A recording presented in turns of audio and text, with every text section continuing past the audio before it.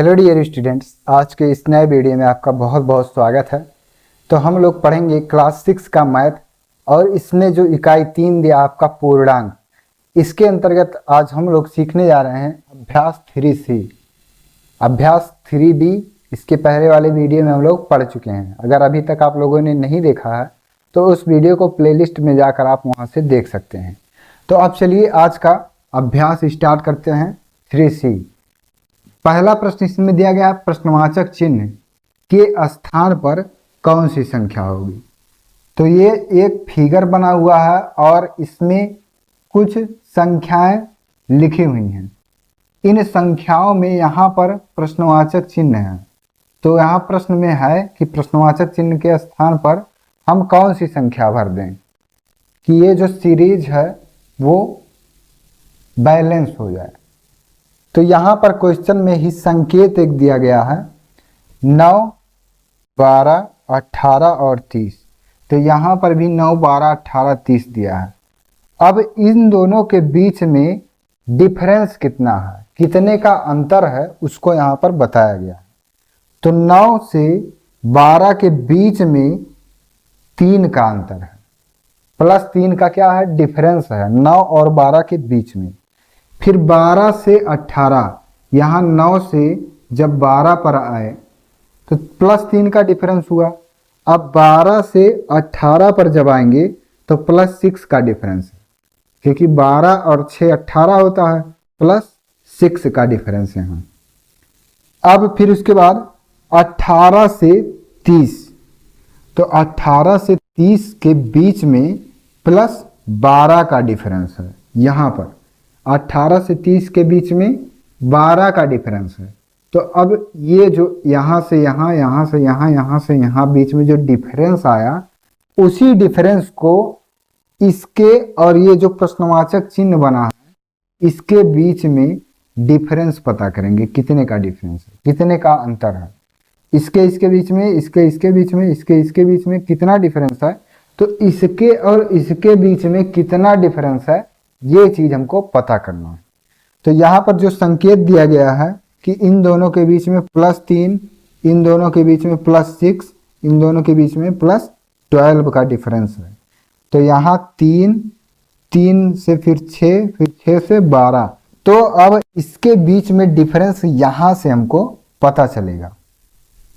तो अब इन दोनों के बीच में जो डिफरेंस है वो हमको कैसे पता चलेगा, वो हमको यहाँ से पता चलेगा। ये जो डिफरेंस दिया गया है यहाँ से हमको इसको निकालना पड़ेगा। तो 9 से 12 के बीच में डिफरेंस प्लस 3 का है, फिर 12 से 18 के बीच में प्लस 6 का है, और 18 से 30 के बीच में प्लस 12 का है। तो इसमें 2 का गुणा किया है सभी में। अगर हम 3 में 2 का गुणा कर दें तो हमको अगली संख्या मिल जाएगी। 3 में अगर 2 का गुणा करें, 3 दूनी तो 6 हो जाएगा। अब 6 में 2 का गुणा करेंगे तो 6 दूनी 12, अगली संख्या हमको मिल जा रही है तुरंत। तो 12 में जब 2 का गुणा करेंगे तो 12 दूनी 24 हो जाएगा। इसका मतलब कि अब की बार जो डिफरेंस इसके और इस संख्या के बीच में आएगा वहां पर 24 का डिफरेंस रहेगा, प्लस 24 का डिफरेंस। तो यहाँ 3 का डिफरेंस, 6 का डिफरेंस, 12 का डिफरेंस, तो यहाँ 24 का डिफरेंस होगा। तो 3 में 2 का गुणा किए तो अगली संख्या मिल गई, फिर इसमें 2 का गुणा किए तो इसके अगली संख्या मिल गई, इन दोनों में 2 का गुणा किए तो अगली संख्या मिल गई। अब इसमें 2 का अगर गुणा कर दें, इसमें 2 का गुणा कर दें और इसके बाद जो यहाँ पर संख्या 102 दिया है, 102 दिया है, तो 24 में जब 2 का गुणा करेंगे तो 24 दूनी हो जाएगा 48, 24 दूनी 48। तो अब यहाँ पर क्या करना है, या तो 102 में से 48 को घटा दीजिए, या ये जो 30 दिया है इसमें 24 जोड़ दीजिए। अगर दोनों मेथड अप्लाई करने के बाद यहाँ जो संख्या है वो सेम आ जाए तो इसका मतलब आंसर सही है। तो 102 में से 48 को घटाएंगे, 102 में से 48 को घटाएंगे जब, तो यहाँ 2 में से 8 घटेगा ही नहीं, 12 में से जब 8 घटाएंगे तो हो जाएगा 4। यहाँ पर बचा 9, 9 में से 4 को घटाएंगे तो हो जाएगा 5। अब इसमें से इसको घटा दिए हैं, अब इसमें इसको जोड़ दीजिए तो इतना अगर आ जाए तो आंसर सही है। तो 0 में जब 4 जोड़ेंगे तो 4 हो जाएगा, 3 में 2 जोड़ेंगे तो 5 हो जाएगा। इसका मतलब यहाँ पर 54 सही हो जाए। तो यहाँ पर 4 ऑप्शन भी आपको दिए गए हैं, 40, 54, 45 और 60। तो इसमें आपका जो ऑप्शन नंबर सेकंड है 54, ये सही हो जाएगा। यहाँ प्रश्नवाचक चिन्ह के स्थान पर आपको लिख देना है 54। ये जो बीच में डिफरेंस दिया गया है इसी से हमको ये चीज पता चला है। पहला डिफरेंस +3 का था, दूसरा डिफरेंस +6 का था, तीसरा डिफरेंस +12 का था, चौथा डिफरेंस पता ही नहीं था, पांचवा डिफरेंस भी नहीं पता था, ये भी नहीं पता था। तो यहाँ पर 3 से 6 हो गया, इसका मतलब इसका दूना हुआ, तो 3 का दूना 6, फिर 6 का दूना करेंगे तो 12, फिर 12 का जब दुगुना करेंगे तो हो जाएगा यहाँ 24, और 24 का 2 गुना करेंगे तो 48। तो अब इसमें से इसको घटाइए तो 54 आना चाहिए, और इसमें इसको जोड़ दीजिए तब भी 54 आना चाहिए। दोनों सिचुएशन में 54 आ रहा है तो इसका मतलब सही है। तो यहाँ ऑप्शन नंबर सेकंड आपका सही हो जाएगा। ये रहा पहला सवाल। ऐसे सवाल आपको रीजनिंग का एक टॉपिक होता है उसमें देखने को मिलता है। तो ये जो सवाल है ये रीजनिंग का सवाल है, जो कंपटीशन लेवल में इसी प्रकार के सवाल पूछे जाते हैं। तो जिसको रीजनिंग बहुत अच्छे से आता होगा वो इन सवालों को हल कर पाएगा। लेकिन बहुत अच्छी बात है कि क्लास 6 के सिलेबस में ये चीज़ दिया हुआ है। रीजनिंग का मतलब होता है कि उसमें आपको तर्क वितर्क करके सवाल को लगाना होता है। इसमें आपका जो मानसिक स्तर है, किस लेवल का आपका थिंकिंग पावर है, ये चेक किया जाता है रीजनिंग के सवालों में, या रीजनिंग का जो सिलेबस होता है उसमें चेक किया जाता है। तो अब इसके बाद हम लोग दूसरा सवाल देखेंगे। निम्नलिखित पूर्णांकों का पूर्ववर्ती ज्ञात कीजिए। पूर्ववर्ती क्या होता है? तो इसका जो नाम है पूर्ववर्ती, पूर्व का मतलब पहले, तो पूर्ववर्ती का मतलब कि पहले की संख्या क्या होगी वही आपको यहाँ पर बताना है।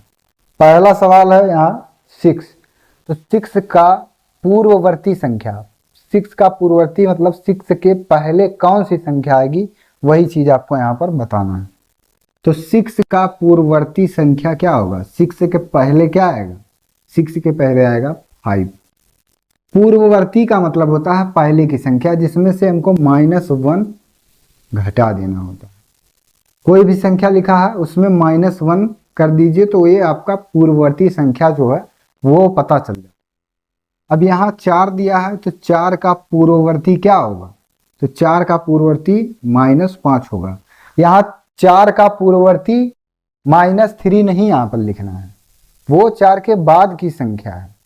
फिर -3 के बाद कौन सी संख्या? -2 है। -2 के बाद कौन सी संख्या? -1 है। जो ऋणात्मक संख्याएं होती हैं उसमें अपोजिट होता है, धनात्मक संख्याओं के जैसा उसमें नहीं होता है। 4 के पहले क्या आएगा? -4 के पहले क्या आएगा? -4 के पहले आएगा -5, -5 के पहले क्या आएगा? -6, -6 के पहले क्या आएगा? -7। तो ऋणात्मक संख्याओं में क्या होता है कि धनात्मक संख्याओं में जैसा होता है उसके अपोजिट उसमें होता है। जैसे यहाँ पर बताया गया कि -1 करना है इसका पूर्ववर्ती संख्या प्राप्त करने के लिए, तो -4 में से क्या करना है? -1। तो 4 और 1 दोनों समान चिन्ह है, तो अब यहाँ क्या होगा? जोड़ लिए जाएंगे, समान चिन्ह जोड़ लिए जाते हैं तो माइनस माइनस का यहाँ माइनस ही होगा। लेकिन ये दोनों संख्या क्या हुई? आपस में जुड़ गई हैं। 4 और 1 यहाँ हो जाएगा 5, लेकिन चिन्ह रहेगा माइनस का। तो यहाँ -4 के पूर्ववर्ती मतलब -4 के पहले की जो संख्या है यहाँ -3 नहीं लिखना है। इस बात को ध्यान देंगे आप, ध्यान से लिखना है जो माइनस चिन्ह के साथ संख्याएं पूछी जा रही हैं। अब यहाँ पर -19 दिया है, तो -19 के पूर्व पहले की कौन सी संख्या होगी? तो -19 -1 माइनस क्या हो जाएगा, -20 हो जाएगा। -19 के पूर्ववर्ती -18 मत लिख लीजिएगा, -19 के पूर्ववर्ती मतलब पहले की संख्या -20 होगी। फिर इसमें क्या करना है, इसमें भी पूर्ववर्ती बताना है, तो यहाँ हो जाएगा -997, क्योंकि इसमें जब -1 करेंगे तो दोनों समान चिन्ह होंगे, तो समान चिन्ह आपस में जुड़ जाएंगे और चिन्ह जो रहेगा वो माइनस का। अब जीरो के पहले क्या आएगा, जीरो के पहले, तो जीरो के पहले आएगा -1, जीरो के बाद क्या आएगा +1, जीरो के पहले क्या आएगा -1। ये सब चीज़ आपको ध्यान में रखना है। तो पूर्ववर्ती संख्या जहाँ पर भी आएगा आपको तुरंत वहाँ पर ध्यान देना है कि इसमें क्या करना है, -1। तो इसके अकॉर्डिंग आपको ये सब चीज़ें पता चल जाएंगी। किसी भी अंक का या कितने भी संख्या का पूर्ववर्ती संख्या जहाँ पर पूछा जाएगा -1 वहाँ पर लिखकर उसको हल कर देना है। अगर पॉजिटिव में है तो कोई दिक्कत नहीं है, लेकिन निगेटिव में है अगर आपको, तो यहाँ पर ध्यान देना होगा। पॉजिटिव में अगर पूछा है 10 का पूर्ववर्ती संख्या, तो 10 का पहले 9, 9 का पूर्ववर्ती 8, 20 का पूर्ववर्ती 19। तो ये सब चीज़ें आपको ध्यान में रखनी है। पूर्ववर्ती मतलब पहले की संख्या। तो पॉजिटिव में तो कोई दिक्कत नहीं है, पॉजिटिव में आप लिख लेंगे, लेकिन नेगेटिव में कन्फ्यूजन होता है कि ये जो -4 है इसके पहले तो -3 होता है। ये चीज़ यहाँ पर गलत हो जाएगा। -4 के पहले तो पूर्ववर्ती मतलब -1, दोनों समान चिन्ह है, तो अब यहाँ क्या होगा, जुट जाएगा, -5 हो जाएगा यहाँ। तो ये चीज़ आपको यहाँ ध्यान देना है कि पूर्ववर्ती में -1 को लिखकर उसके बाद उसको हल करना है, माइनस जहाँ पर रहेगा। तो ये आपका दूसरा सवाल हो गया। अब तीसरा सवाल क्या है उसको हल करते हैं। तो अब इसके बाद हम लोग तीसरा सवाल देखेंगे कि इसमें क्या करना है। तीसरा सवाल है, अपनी अभ्यास पुस्तिका में खाली स्थान, ये बॉक्स बना हुआ है, इसमें इस चिन्ह अथवा इस चिन्ह को भरिए। तो मैथमेटिक्स है भैया, यहाँ पर क्या है, चिन्हों का बहुत ही अधिक महत्व होता है। चिन्ह अगर कहीं पर लिखा है तो वहाँ पर लैंग्वेज लिखने की आवश्यकता यहाँ पर नहीं होती है। एक छोटा सा चिन्ह लगाएंगे और आपको समझ जाना है कि क्या करना है। जैसे अगर कोई सवाल यहाँ पर दिया है, इसको हल करिए, ये जो सवाल लिखा है इसको हल करिए, तो इसको हल कर पाएंगे? नहीं हल कर पाएंगे। कब तक इसको नहीं हल कर पाएंगे, जब तक यहाँ पर कोई ऑपरेशन नहीं यूज होगा। ऑपरेशन का मतलब कि जब तक कोई चिन्ह नहीं यहाँ पर यूज होगा। ऑपरेशन का मतलब वो डॉक्टर वाला ऑपरेशन यहाँ पर नहीं है। ऑपरेशन का मतलब यहाँ पर चिन्हों से है। तो जब तक यहाँ पर कोई चिन्ह आपको नहीं दिया रहेगा तब तक आप सवालों को नहीं लगा पाएंगे। तो ये मैथमेटिक्स है, यहाँ पर चिन्ह का ही बहुत अधिक महत्व होता है। तो ये जो सवाल दिया गया है इसमें ये जो चिन्ह है और ये चिन्ह, इसको लेस देन और ग्रेटर देन, मतलब छोटा कौन सी संख्या है और बड़ा कौन सी संख्या है, इसमें इस तीर के माध्यम से बताया जाता है।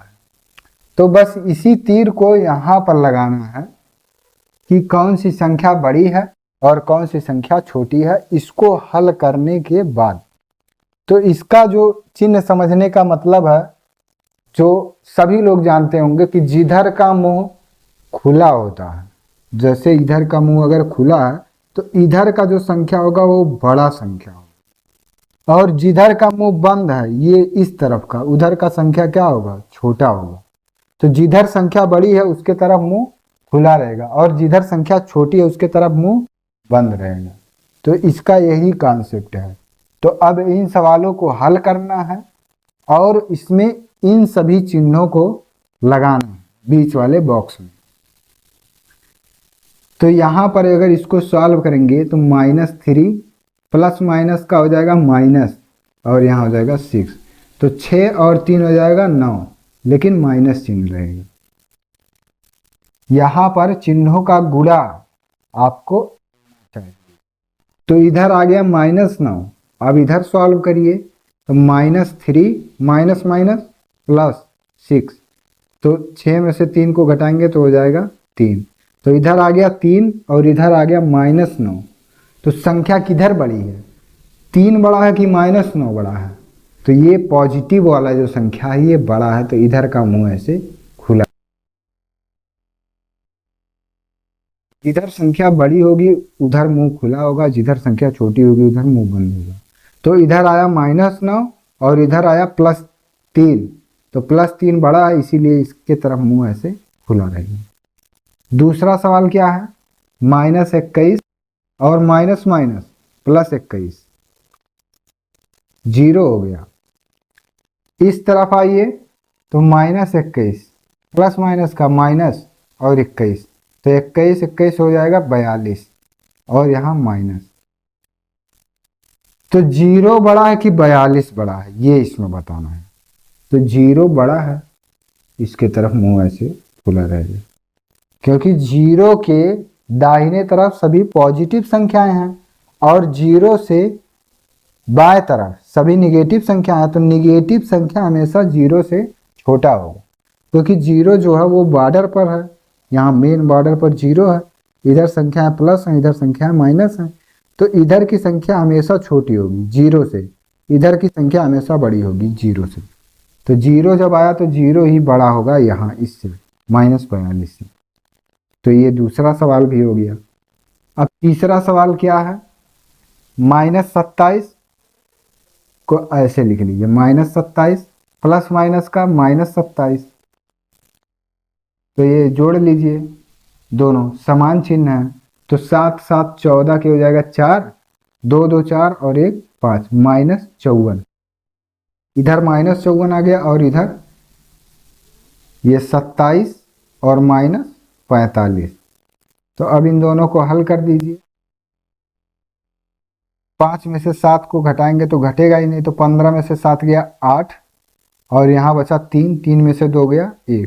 तो ये चिन्ह जो बड़ा संख्या होता है उसी का चिन्ह यहाँ पर प्रयोग होता है। तो -54 बड़ा है कि -18 बड़ा है? तो निगेटिव संख्या में जो संख्या छोटी होती है वो बड़ी मानी जाती है, तो -18 बड़ा होगा, तो इसके तरफ मुंह ऐसे खुला रहेगा। निगेटिव संख्याओं में जो संख्या छोटी होती है वो ही संख्या सबसे बड़ी होती है। जैसे यहाँ -18 लिखा है अगर, तो ये बड़ा होगा किससे, 18 से ऊपर जितने भी संख्याएं हैं सभी से। 18 से ऊपर जितने भी संख्याएं हैं सबसे बड़ा होगा 18। तो यहाँ पर ये चीजें हो गई, तो ये इसका एरो ऐसे तीनों में बनाना होगा। ये रहा आपका तीसरा सवाल। अब इसके बाद हम लोग सॉल्व करेंगे चौथा सवाल। तो अब इसके बाद हम लोग सीखेंगे चौथा सवाल क्या है। तो चौथा सवाल दिया है खाली जगह भरिए। यहाँ एक बॉक्स दिया है, इसमें कुछ संख्याएं निर्धारित की गई हैं और इसमें एक बॉक्स जो है वो खाली है, प्रश्नवाचक चिन्ह यहाँ लगा। इस खाली बॉक्स में यहाँ 4 विकल्प दिए गए हैं, इन्हीं में से कोई एक संख्या यहाँ पर भरा जाएगा। तो पहले इस सवाल को समझ लेते हैं कि ये जो सीरीज दिया गया है इसका सीक्वेंस क्या है, इसमें भरना क्या है। तो यहाँ पर देखिए, पहले ऊपर के जितने भी बॉक्स हैं 13, फिर 11, फिर 9 और 7। तो यहाँ इसको देखने के बाद ये पता चला कि इसमें से अगर 2 घटा दिए तो ये संख्या मिल गया।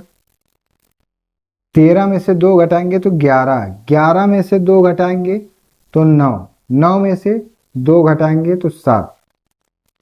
तो ऊपर का जो संख्या दिया है सब, उसमें से क्या हुआ है, सभी संख्याओं में से 2 2 माइनस किया हुआ। 13 में से 2 गया तो 11, 11 में से 2 गया तो 9, 9 में से 2 घटाएंगे तो 7 आ जाएगा। तो नीचे भी जो कॉन्सेप्ट ऊपर लग रहा है वही कॉन्सेप्ट नीचे भी लगाना। तो यहाँ दिया है 67, तो 67 में से क्या घटाएं कि यहाँ प्रश्नवाचक संख्या जहाँ है ये आ जाए। तो अभी तो कन्फर्म नहीं हो पा रहा है, अब आगे की संख्या देखते हैं। और किसी संख्या में से कितना घटाएं कि 27 आ जाए, 27 में से हम कितना घटाएं कि 7 आ जाए। तो यहाँ पर तो पता चल रहा है कि 27 में से अगर हम -20 घटा दें तो 27 में से 20 गया तो 7। अब ऐसी कौन सी संख्या जिसमें से हम 20 घटा दें तो 27 आ जाए। तो इस संख्या को प्राप्त करने के लिए इन दोनों को जोड़ लीजिए। तो इन दोनों को जब जोड़ेंगे तो ये संख्या आ जाएगा। तो 7 में शून्य जोड़ेंगे 7 और 2 में 2 को जोड़ेंगे तो 4 हो जाएगा। अब फिर यहाँ इसमें से 20 घटाए थे तो ये संख्या मिल गया। अब इसमें से 20 घटाएंगे तो ये संख्या आना चाहिए, तो -20।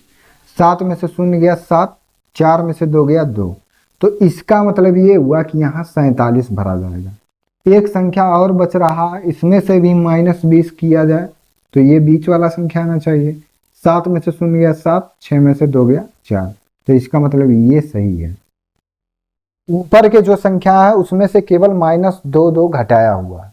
नीचे की जो संख्या है उसमें से -20 घटाया गया। तो 67 में से जब 20 घटाएंगे 47, 47 में से 20 घटाएंगे 27, 27 में से 20 घटाएंगे तो 7। तो ऑप्शन नंबर इसमें देखना है कौन सा सही है। 47 ऑप्शन नंबर 3 में है, तो ऑप्शन नंबर 3 आपका यहाँ सही हो जाएगा। तो ये सवाल जो होते हैं ये सब रीजनिंग के ही सवाल हैं। तो अगर सिलेबस में है तो बहुत अच्छा है। इसका जो कॉन्सेप्ट है, ऊपर 2 घटाया गया है और नीचे 20 घटाया गया। तो ये आपका चौथा सवाल था। अब इसके बाद हम लोग सीखेंगे 5वां सवाल क्या है। तो अब 5वां सवाल क्या है, निम्नलिखित पूर्णांकों का उत्तरवर्ती ज्ञात कीजिए। उत्तरवर्ती संख्या का मतलब होता है उसके बाद की संख्या।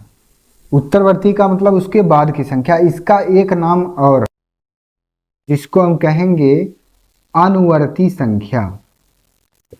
अनुवर्ती संख्या या उत्तरवर्ती संख्या, ये दोनों चीज एक ही है। अनुवर्ती या उत्तरवर्ती दोनों चीज एक ही है। जैसे एक व्यक्ति के 2 नाम होते हैं तो ठीक उसी प्रकार से उत्तरवर्ती और अनुवर्ती जो संख्याएं होती हैं उसका मतलब भी एक ही होता है।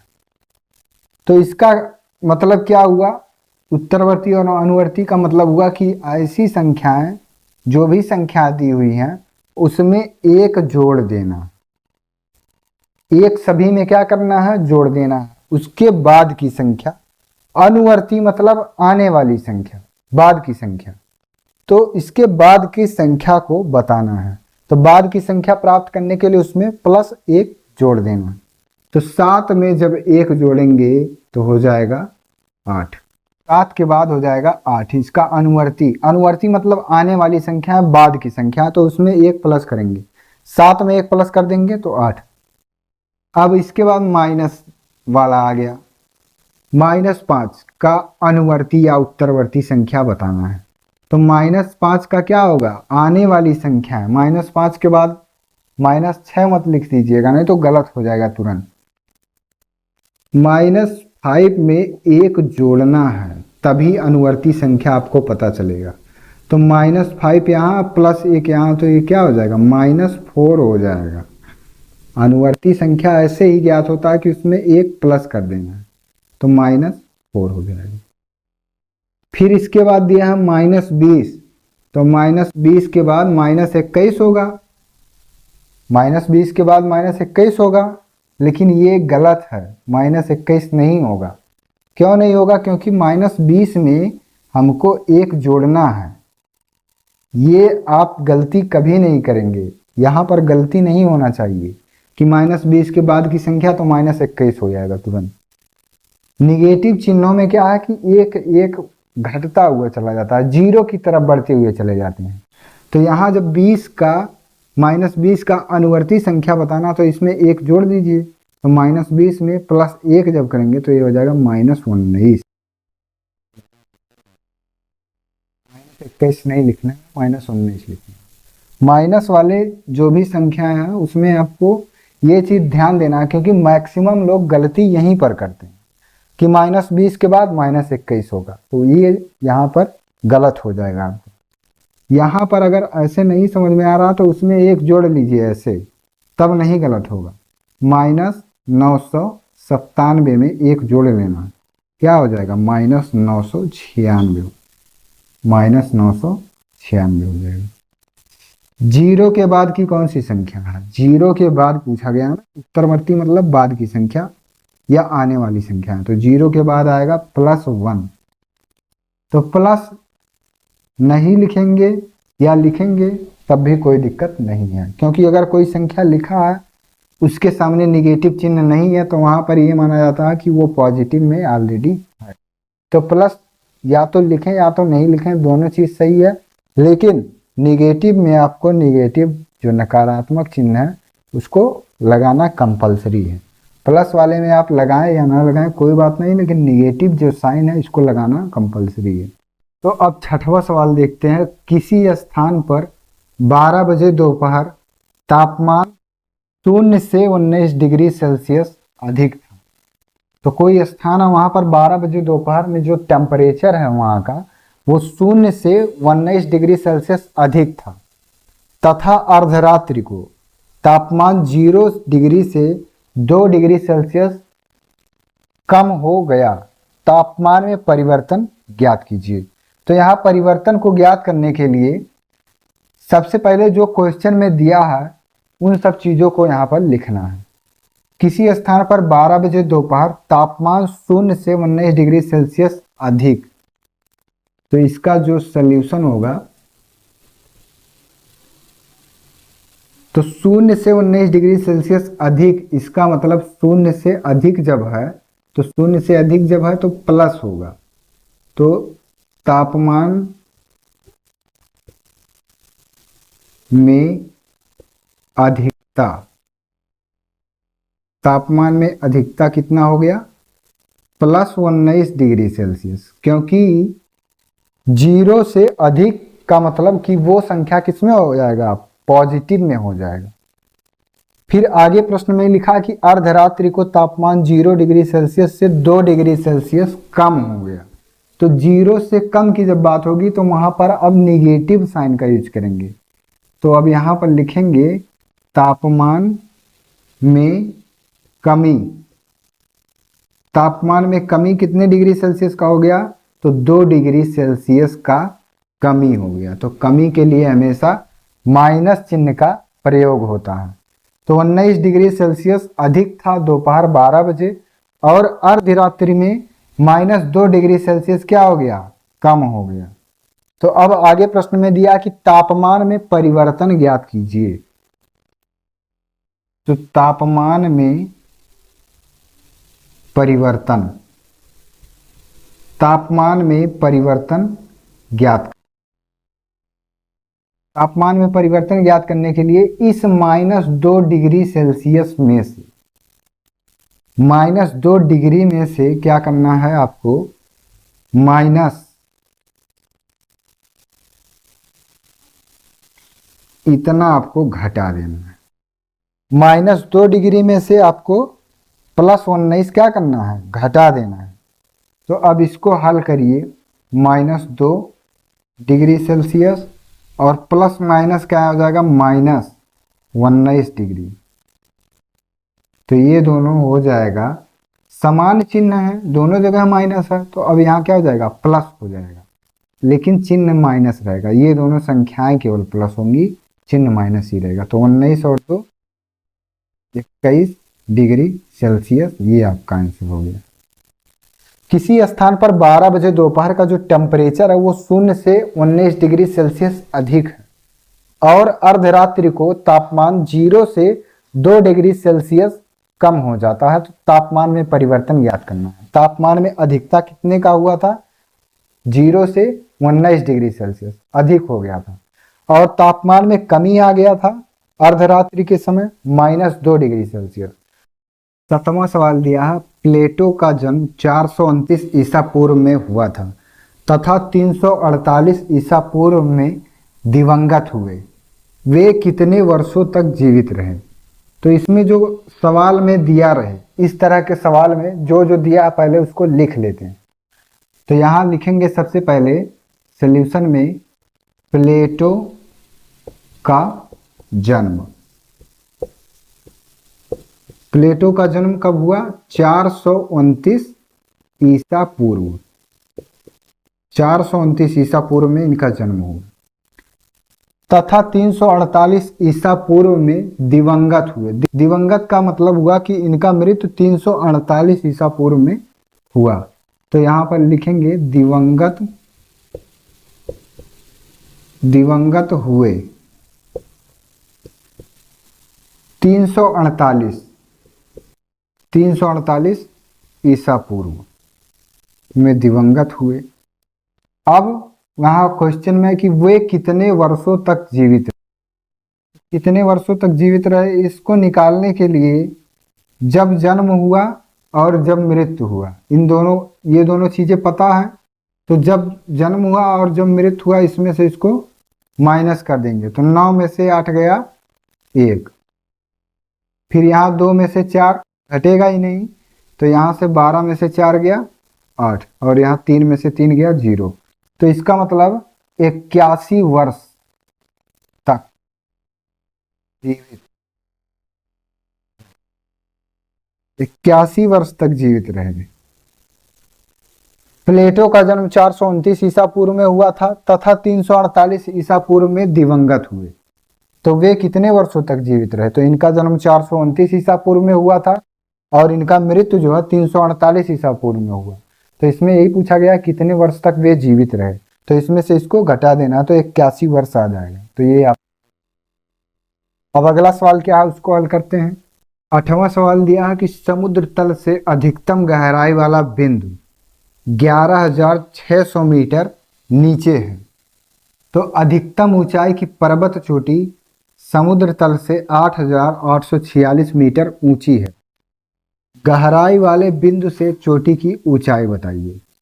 तो इस प्रकार के सवाल में क्या है, पहले सवाल को अच्छे से समझ लेना है फिर उसको सॉल्व करना है।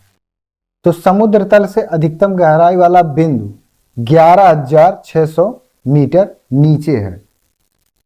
तो ये मान लीजिए कोई समुद्र तल है, ये कोई समुद्र तल है और इस समुद्र तल से 11,600 मीटर नीचे कोई बिंदु है। तो 11,600 मीटर पर ये मान लीजिए कोई बिंदु है, 11,600 मीटर नीचे की तरफ कोई बिंदु है। समुद्र तल से अधिकतम गहराई वाला बिंदु 11,600 मीटर नीचे है। ये अधिकतम गहराई वाला बिंदु यही है जो इतना डिस्टेंस पर है 11,600 मीटर पर। फिर उसके बाद अधिकतम ऊंचाई की पर्वत चोटी समुद्र तल से 8,846 मीटर ऊंची है। ये समुद्र तल से सबसे नीचे का पॉइंट है और ये समुद्र तल से सबसे ऊंचा पॉइंट यहाँ पर है। तो इसको माना गया है 8,846 मीटर। इसमें जितना सवाल में दिया है उतना ही काम अभी किए हैं। समुद्र तल से अधिकतम गहराई वाला बिंदु 11,600 मीटर नीचे है और समुद्र तल से ऊपर जो अधिकतम है, इसका जो चोटी है जो सबसे अंत में है वो 8,846 मीटर ऊंचाई पर है।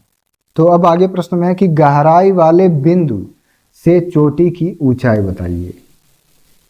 इसमें आपको यहाँ से और यहाँ तक का जो डिस्टेंस है वो टोटल बताना है। यहाँ से यहाँ तक का जो डिस्टेंस है इसको बताना है। तो इसको बताने के लिए यहाँ से यहाँ जो दिया है, यहाँ से यहाँ जो दिया है, इन दोनों को आपस में जोड़ लेना है। तो 11,600 मीटर ये हो गया प्लस 8,846 मीटर ये दिया। तो इन दोनों को प्लस करेंगे तभी तो ये चीजें पता चलेंगी कि गहराई वाले बिंदु से चोटी की ऊंचाई, तभी इतना डिस्टेंस पता चलेगा जब यहाँ से इसको जितना दिया है और यहाँ से इतना जितना दिया है, इन दोनों को जब आपस में जोड़ेंगे तभी टोटल जो डिस्टेंस है वो पता चल पाएगा। और वही क्वेश्चन में पूछा है कि गहराई वाले बिंदु से और चोटी की ऊंचाई इतना डिस्टेंस बताना है। तो अब इन दोनों को क्या करेंगे, जोड़ेंगे। 6 में 0 जोड़ेंगे तो 6, फिर यहाँ 4 में 0 जोड़ेंगे तो 4, 6 में 8 जोड़िए तो 8 और 6 हो जाएगा 14 के 4 हासिल आ गया 1, फिर 8 और 1 9 और 1 हासिल भी यहाँ है, 10 के हो जाएगा 0 और हासिल आ गया 1, 1 में 1 जोड़ देंगे तो हो जाएगा 2, इतना मीटर आ। तो ये इस फिगर की सहायता से ये चीज समझ में आ गया होगा बहुत। ये समुद्र तल दिया है कोई, इसको मान लीजिए ये 0 है, और यहाँ से नीचे का डिस्टेंस दिया है, यहाँ से ऊपर का डिस्टेंस दिया है, और टोटल डिस्टेंस पूछा है। तो टोटल हमको प्राप्त करने के लिए दोनों संख्याएं आपस में जोड़नी होंगी, तभी ये टोटल पता चल जाएगा।